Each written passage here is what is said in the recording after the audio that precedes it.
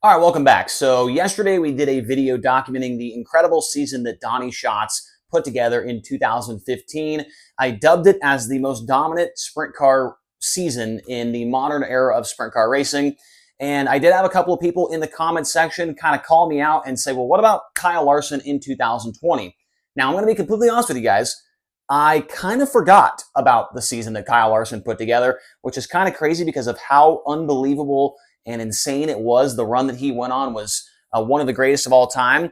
I guess you could say it was one of the greatest seasons in motorsports history, what Kyle Larson did in 2020. What Donnie Schatz did, it more, focused on sprint car racing. It focused on a series, compared to Kyle Larson's, where it was an entire genre of motorsports, right? So what Kyle Larson did in 2020 is something that I said this in yesterday's video with Donnie Schatz. Like, we're never going to see anybody have that dominant of a year with the Outlaws ever again, or with a national touring sprint car series. We're never going to see the dominance that somebody like this did in between 6 different divisions of racing, right? It's never going to happen again. What Kyle Larson did in 2020 defied all aspects of racing, defied all aspects of what anybody else can do behind the wheel of any type of race car. And obviously, we all know what happened in 2020 with Kyle Larson, and that's what put him into this situation where he was running dirt full time, had no NASCAR. He ran, I think 3 or 4 NASCAR races that year. The stats for the NASCAR stuff is not in this, this whiteboard here. But if you did add that in there, it'd be up to 98 starts. He had 3 more top 10s in the Cup deal that year before everything fell apart. But in his dirt stuff, this took a long time for me. It took me probably 3 hours to put this whiteboard together. I'm going to be completely honest with you guys, because he ran so many different divisions. He ran a couple of races that were non-sanctioned. It was hard to find how many laps he had led, how many top 5s, how many wins, all that type of stuff. It was hard to find the DNFs as well. But I think we got a really, really good handle on it here. And I think that these numbers are very, very accurate. So 94 starts in 2024, Kyle Larson. That includes his late models, his 410, 360, wing stuff, Silver Crown, midget, and I think that's it, right? And the Silver Crown, so late model, wing sprint car, 360, 410, Silver Crown, midget, late model. Is that right? Six different divisions, right? So 94 starts. He had 44 wins in 2020 between all of those different divisions. That is a 46% win percentage in 2024, Kyle Larson. 72 top 5 finishes. That is 76% of the races he ran that year. He was inside the top 5. 83 top 10 finishes, which is 88% of the time he was inside the top 10. And this took me a while to find out. 1,146 laps led in one single season for Kyle Larson, and just 5 DNFs on the year from what I could find. So, if you try to compare these numbers to Donnie Schatz, it's almost impossible to do that, right? So yesterday we talked about 75 starts for him. He had 70 top 10s. He had 60 top 5s. He had 0 DNFs. 640-something laps led. It is hard to compare the stats between these two guys in one single year because Donnie Schatz ran one division. He ran one series the entire time, right? But Larson with 5 DNFs, so he did not wreck very often. And this is a pretty rough estimate from SprintCarRatings.com. I don't know how accurate this is, but $472,231 in earnings that year for Larson, and an average finish of 4.3 over the course of 94 races that year. That, obviously, Donnie's was better, but you add on, another 15 plus, so 18 or 19 extra starts for Kyle Larson, and he has a 4.3 average finish over the course of the 2020 season. So here are some of the things that he was able to accomplish that year, which is a list that could have kept on going for the 2 other whiteboards that I have over here sitting on the bed, but I did not want to make the video too long. He won at 30 different racetracks. 30 different tracks that he won at in one single season. The one that he won at the most was at the Port Royal Speedway in Pennsylvania. He won in the wing sprint car a bunch. He won in the late model that year as well. He was the Indiana Midget League champion. He was driving for Chad Boat in that Indiana Midget League championship. He was also the PA Speed Week champion that year. He won 7 All-Star Circuit of Champions wins in a row, which is the record. It was the record for that series, which had been around since 1970. Nobody had won 7 All-Star wins in a row. So he broke the record for that in that season. On top of that, he had 14 total All-Star Circuit of Champions wins in 26 starts. He had 12 World of Outlaws wins in 26 starts. He was the leading feature winner with the Outlaws that year as well. He had 4 USAC midget wins in 9 starts. He had 2 USAC Silver Crown wins in 2 starts. He had a Lucas Oil Late Models Dirt Series win, 1 win in 3 starts, and that win came in just his second ever late model start, and it happened at Port Royal Speedway. Seems like a pretty tough track to get a hold of with a late model, not a place that I think a lot of people were expecting him to win that race at. I watched that one. I think it was the first Lucas Oil late model race I ever watched.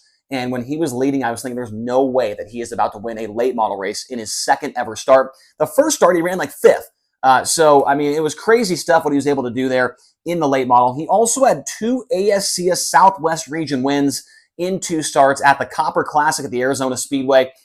So 2, and that's a 360 series, by the way. So 2 360 wins and 2 starts there.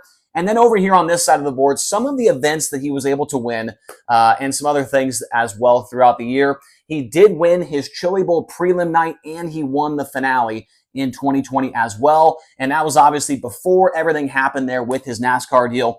He won the Brad Doty Classic. He won the Bob Weichert Memorial at Port Royal. He won the Race Redeem Foundation race. I believe that was in Wisconsin. I could be wrong on that one, but he won the Race Redeem Foundation race as well. That was a $26,000 win. The Weichert was a $25,000 win.